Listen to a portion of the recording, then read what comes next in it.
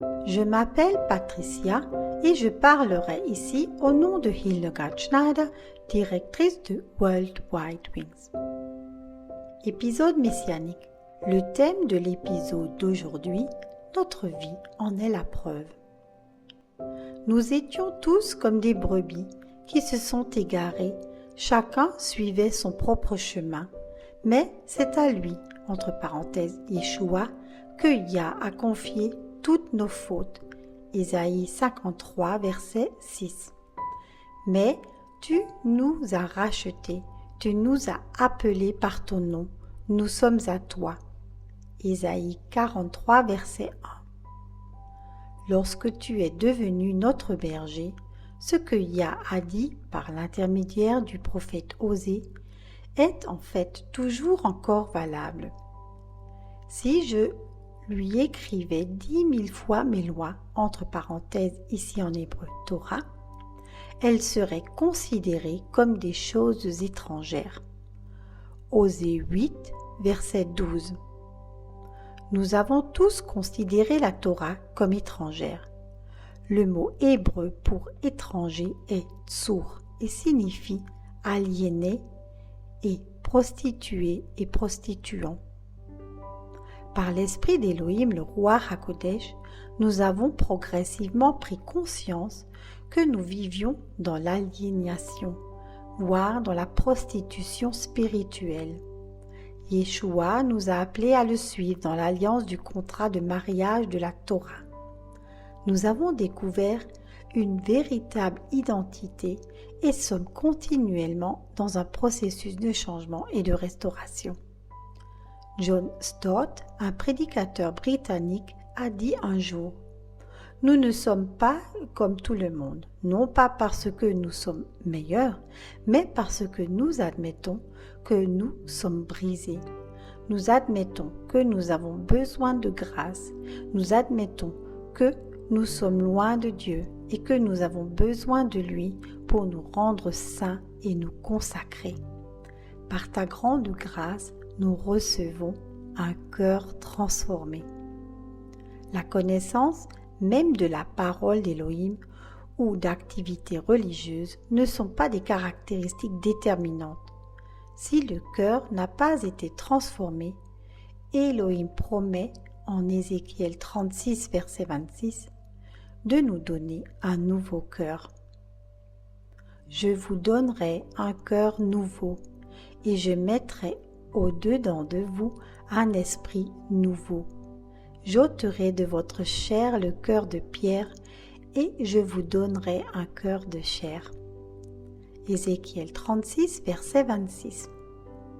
Il ne s'agit pas d'un changement superficiel ou de l'adoption de rituels religieux. Il s'agit d'une transformation profonde et totale de l'intérieur vers l'extérieur. Nous trouvons un modèle biblique dans la vie de Saül.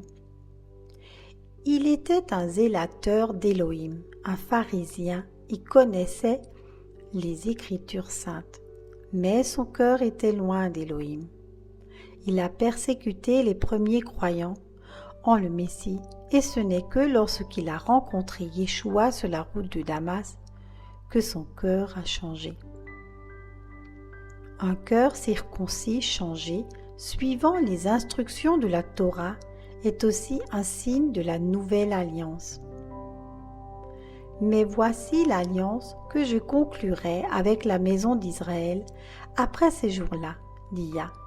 Je mettrai ma loi, entre parenthèses ma Torah, au fond d'eux et je l'écrirai sur leur cœur. Et je serai leur Élohim et ils seront mon peuple. Jérémie 31, verset 33. Élohim change notre cœur et par conséquent nos valeurs, nos objectifs et notre style de vie, tout entier change.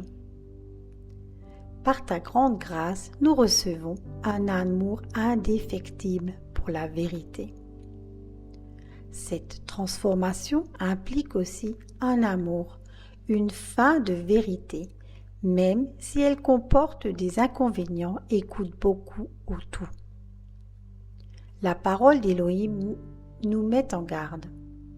Car il y aura un temps où ils ne supporteront pas la sainte doctrine, mais où, selon leur propre convoitise, ils s'amasseront des docteurs parce que cela leur chatouillera les oreilles, et ils détourneront l'oreille de la vérité pour se tourner vers les fables. 2 Timothée chapitre 4 versets 3 à 5. C'est exactement dans l'époque dans laquelle nous vivons. Nous entendons des messages tels que la théologie de l'hypergravité, selon laquelle le Saint-Esprit ne convainc plus les chrétiens croyants de péché, puisque Dieu a déjà pardonné et oublié tous leurs péchés et les considère comme parfaits en Jésus. Nous ne voulons plus faire de compromis, car nous savons que la vérité est Yeshua qui dit de lui-même « Je suis le chemin, la vérité et la vie ». Jean 14, verset 6. La fin de vérité nous permet également de quitter les filets des rituels et des traditions religieuses lorsque nous réalisons que l'enseignement des personnes ou des communautés est en contradiction avec la parole d'Élohim.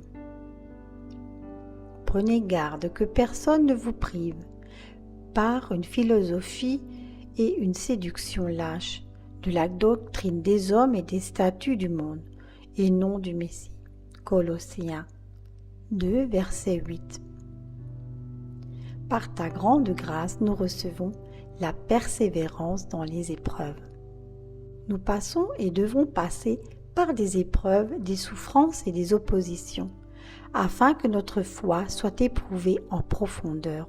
Dans le monde, vous avez des tribulations, mais prenez courage, j'ai vaincu le monde. Jean 16, verset 33. Abraham, Job, Daniel, pour n'en citer que quelques-uns, en sont les témoins. Ce qui a distingué Job, c'est sa réaction lorsqu'il a tout perdu, ses enfants, ses troupeaux, ses richesses et sa santé. Il a refusé de renoncer à Elohim et d'abandonner sa foi. Et à la fin, grâce à sa fidélité, Elohim l'a restauré et l'a béni plus qu'avant. Chacun d'entre nous vivons des épreuves pouvant se présenter sous multiples formes, et nous comprenons que nos souffrances ne sont pas inutiles. Chaque épreuve a un but. Elohim s'en sert pour nous purifier et séparer le vrai du faux. Nous restons fidèles parce que notre foi est authentique, même si elle est très difficile. Mais il y a aussi ceux qui ne suivent Elohim que lorsque tout va bien. Heureux l'homme qui supporte la tentation, car après avoir été éprouvé, il recevra la couronne de victoire de la vie que Yahweh a promise à ceux qui l'aiment. Jacques 1, verset 12. La récompense promise pour la persévérance est la couronne de victoire de la vie. Grâce à ta grande grâce, nous avons le désir de sainteté. Nous n'avons pas seulement un cœur transformé, un amour indéfectible de la vérité et une persévérance dans les épreuves, mais un désir inébranlable de sainteté.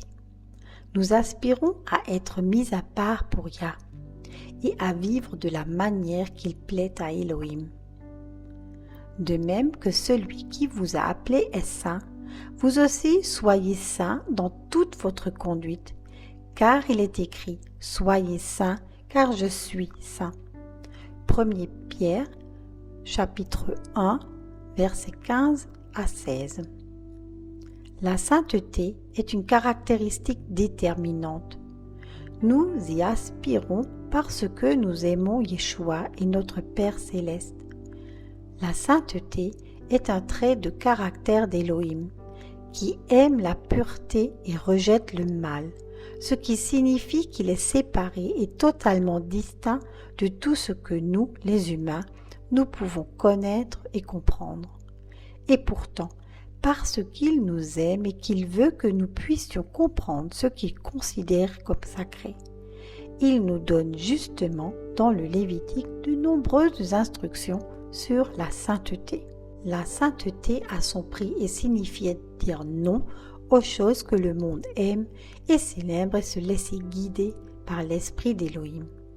La sainteté, ce n'est pas seulement ce que l'on évite, c'est ce que l'on poursuit, à savoir poursuivre la droiture et refléter de plus en plus son caractère. Vu de l'extérieur, la sainteté ressemble à une restriction, mais pour nous, c'est la liberté. Par ta grande grâce, nous sommes liés avec Élohim. Nous ne sommes pas que des hommes de foi, mais aussi des hommes de prière. La prière qui déplace les montagnes et fait descendre la volonté du ciel sur la terre. Nous ne considérons pas la prière comme un grand dernier recours en temps de crise ou comme un devoir religieux. Nous la considérons comme notre lien avec la présence d'Élohim. Sa parole nous dit « Priez sans cesse, rendez grâce en tout, car telle est pour vous la volonté d'Élohim dans le Messie Yeshua. » 1 Thessaloniciens chapitre 5 verset 17. Cela signifie vivre en communion permanente avec Élohim. La prière est ce que l'on est. De nombreuses personnalités dans les Écritures priaient, telles que Daniel, il priait 3 fois par jour. Élia a prié et le feu est tombé du ciel. Hannah a prié et elle a reçu. Et Yeshua se retirait toujours pour prier. La prière nous met en présence d'Élohim et nous fait entrer dans une relation d'amour intime avec lui. Il ne s'agit pas seulement de se concentrer sur ce qu'Élohim peut nous donner, mais sur la manière dont nous pouvons nous aliéner sur sa volonté. Et souvent, les prières les plus profondes prennent leur source dans nos luttes les plus profondes. Prenons l'exemple de Job. Alors qu'il avait tout perdu, il s'est prosterné en adoration devant son Élohim. Il lui a posé des questions, mais il n'a pas abandonné. Et à la fin, Élohim a tout restitué parce que Job, lui, est resté fidèle. Nous prions quand tout s'écroule et que le monde nous dit d'abandonner. Et c'est pour cela que notre foi est inébranlable. La prière ne change pas seulement les situations, mais nous-mêmes. Par ta grande grâce, nous produisons le fruit de l'esprit. Le fruit de l'esprit coule naturellement de notre vie. Yeshua dit, c'est pourquoi c'est à leurs fruits que vous les reconnaîtrez. Matthieu 7, verset 21. Le fruit du roi HaKodesh, l'Esprit Saint, est joie, paix, longanimité, bienveillance, bonté, fidélité, douceur, abstinence. Galates 5, versets 22 à 23.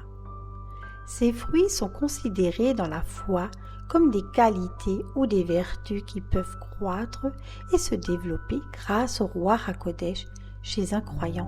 Ils servent de critères pour une vie agréable à Dieu et doivent se refléter dans nos actions et notre caractère. Soyez tous richement bénis.